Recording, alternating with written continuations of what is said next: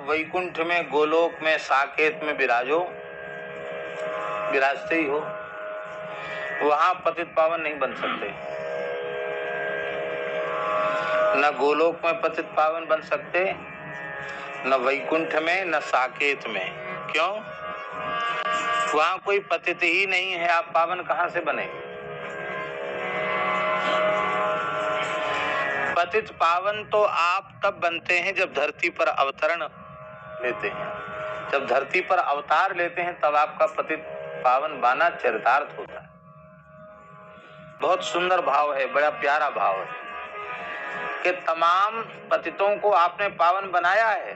हम स्वीकार करते हैं, विश्वास करते हैं, श्रद्धा करते हैं, क्योंकि साक्ष्य निगमन बने, वेद इसकी साक्षी हैं, पुराण इतिहास साक्षी हैं। लेकिन भगवान ये कलयुगी जीव जो है ना, पद पद पर अविश्वास करते हैं। भगवान ने कहा फिर क्या करें? बोले फिर यही करो कि हमको पावन बना दो, तो हम लोगों से कहेंगे देख लो। कि ये बात पुरानी नहीं है, नई भी है, मुझे देख लो, फिर मैं आपका प्रचार ज्यादा करूंगा। अभी तो जो प्रचार कर रहा हूं वो कर ही रहा हूं, फिर ज्यादा प्रचार करूंगा, उदाहरण दूंगा ना कि देखो, मुझे देखो, मैं कैसा पतित था और रघुनाथ जी ने हृदय से लगा के मुझे कैसा पावन बना दिया। इसलिए हे नाथ, मेरी प्रार्थना है इस अवसर को चूकिए मत। आज आप इस अवसर को चूकिए नहीं।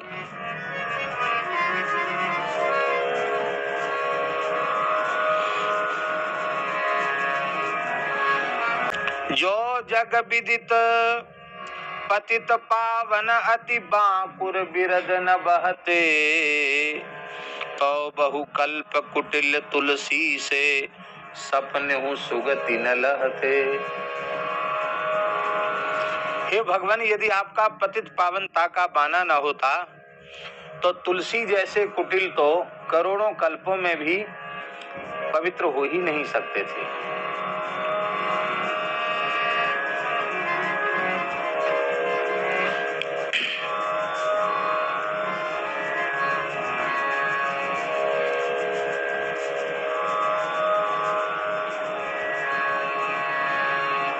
हे भगवान,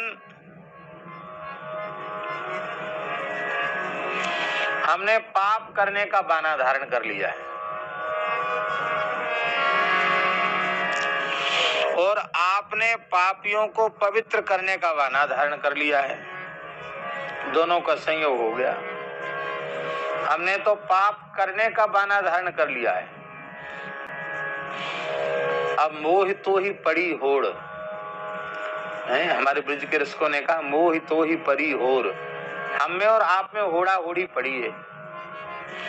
देखते हैं बाजी कौन मारता है। और भगवान बाजी है क्यों? क्योंकि वेदों ने आपको अजित कहा है। अजित माने जो कभी पराजित न हो, जो कभी हारे नहीं, सदा विजयी हो, उसको अजित कहते हैं।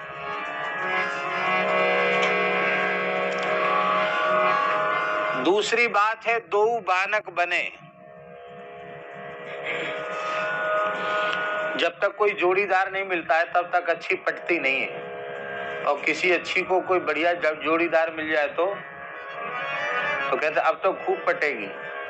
पटेगी माने बहुत अच्छी घुटेगी, छनेगी, बढ़िया निर्वाह होगा। अब श्री जुगल शरण जी तबला बजाने की सेवा कर रहे हैं, इनको बढ़िया बजाने वाला ना मिले। और धन्वंतरी दास जी बजाने की सेवा कर रहे हैं, स्वर देने की सेवा कर रहे हैं, इनको बढ़िया ताल देने वाला ना मिले। है? बिल्कुल नहीं पटेगी। ये सुंदर ताल दें तो ये सुंदर स्वर दें।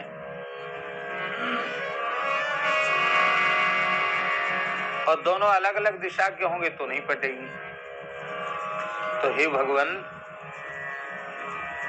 आप पतित पावन हैं और हम पतित हैं।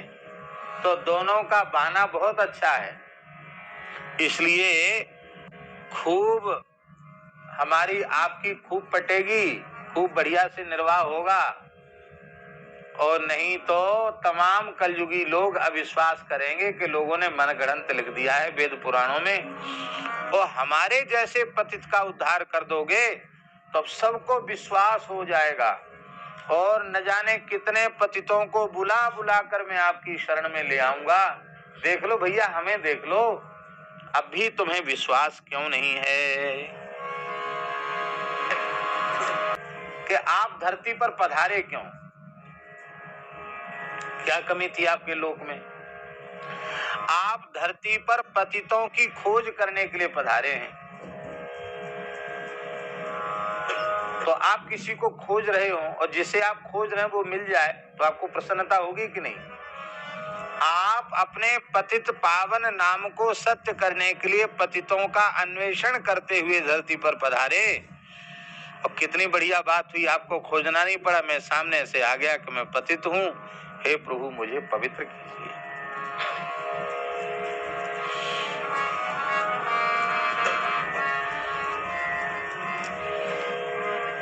हम तुम्हारे ग्राहक हैं और तुम हमारे ग्राहक हो। बोलो भक्तवत्सल भगवान की।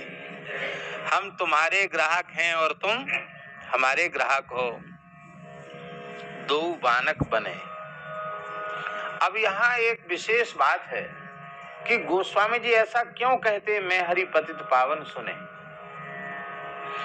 ये पतित पावन, मैं पतित हूँ आप पतित पावन है, ये है गोस्वामी जी की अपूर्व दैन्यता। आहा, क्या कहना। वे कहते महाराज बड़े बड़े भक्त होते हैं, बड़ा बड़ा संबंध आपसे जोड़ लेते हैं।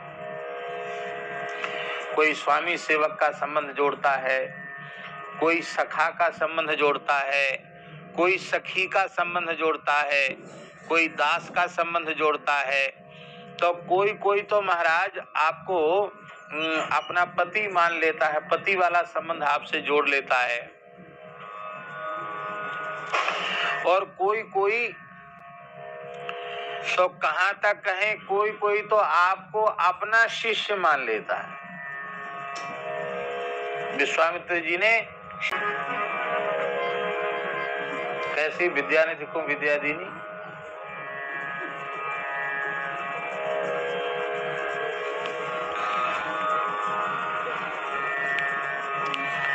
जिये नाथ ही चीनी विद्यानिधि को विद्या दीनी। अब विश्वामित्र जी जानते हैं कि राम जी विद्यानिधि हैं,